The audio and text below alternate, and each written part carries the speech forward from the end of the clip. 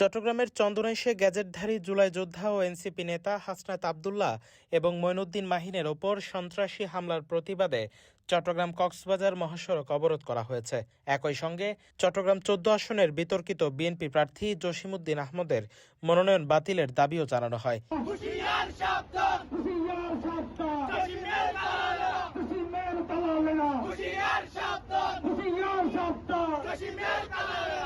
শনিবার ১৭ জানুয়ারি বিকেল ৩টা থেকে ৫টা পর্যন্ত বৈষম্য বিরোধী ছাত্র আন্দোলনের ব্যানারে চট্টগ্রাম কক্সবাজার মহাসড়কে ব্লকেট কর্মসূচি পালন করা হয়।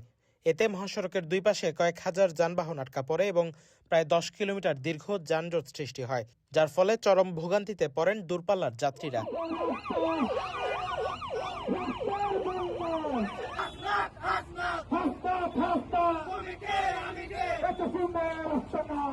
খবর পেয়ে সেনাবাহিনী ও পুলিশ ঘটনাস্থলে উপস্থিত হয়ে মহাসড়ক ছাড়ার অনুরোধ জানালেও আন্দোলনকারীরা শান্তিপূর্ণভাবে কর্মসূচি চালিয়ে যান। পরে উপজেলা নির্বাহী কর্মকর্তা আলোচনায় বসে ২৪ ঘন্টার মধ্যে দাবি নিয়ে সংশ্লিষ্ট মহলে কথা বলার আশ্বাস দিলে প্রায় ২ ঘন্টা পর অবরোধ তুলে নেওয়া হয়। আমরা শান্তিপূর্ণভাবে আমাদের প্রত্যেকটা দাবি জানিয়েছি, কিন্তু শান্তিপূর্ণভাবে এগুলা ১৭ বছর ধরে আওয়ামী লীগের সাথে চারটে এমন একটা অবস্থা হয়ে গিয়েছে যে তারা এখনো পর্যন্ত দাসত্ব সে এখনো পর্যন্ত ভুলতে পারে নাই।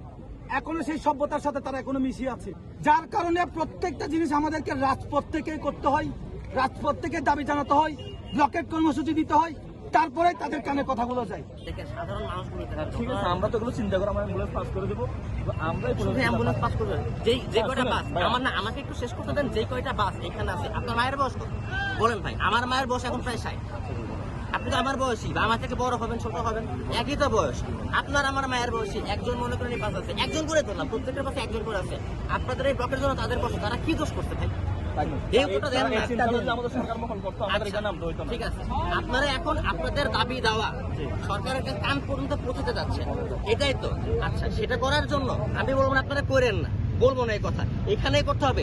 এই যে জনসাধারণের যে দুর্ভোগটা হচ্ছে, আপনারা এইটুকু ক্লোজ করার ব্যবস্থা করেন। ভেতরে যে পুলিশ স্টেশন আছে তাদের সামনে গিয়ে করেন না, পুলিশ এবং ইআরও দুইটা অফিসই পাশাপাশি, আপনাদের ওইখানে গিয়ে করেন। পরবর্তীতে যদি আপনাদের আরো কোনো ফার্দার যদি কোনো প্রসেস থাকে বা আপনারা এই আদেশের বিরুদ্ধেও যদি যেতে চান, তাহলে সেখানেও কিন্তু আপনাদের পথ খোলা আছে।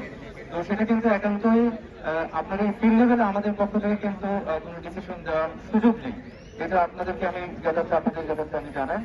আর এখানে যে ইলেকশন ইনকোয়ারি কমিটি যেটি আছে, তারাও এই নির্বাচন আচরণ বিধিমালা লঙ্ঘন হলে পারে যে বিষয়গুলো ওনারা অ্যাড্রেস করতে পারবেন, সেই বিষয়গুলোকে অবশ্যই যথাযথভাবে তাকে জানাবেন, উনি অ্যাড্রেস করবেন। আমি পার্সোনালি ওনার সাথে আমি কথা বলে প্রয়োজনে আপনাদের যে দাবিগুলো আছে সেগুলো যথাযথভাবে অ্যাড্রেস করে যেন সেটা ব্যবস্থা নেন, সেটা নিয়ে আমি কথা বলতে পারবো।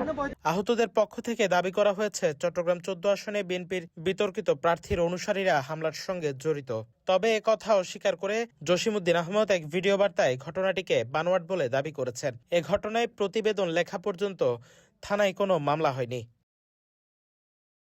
চন্দনাইশ প্রতিনিধির পাঠানো তথ্যচিত্রে news desk, CTG post, Chittagong.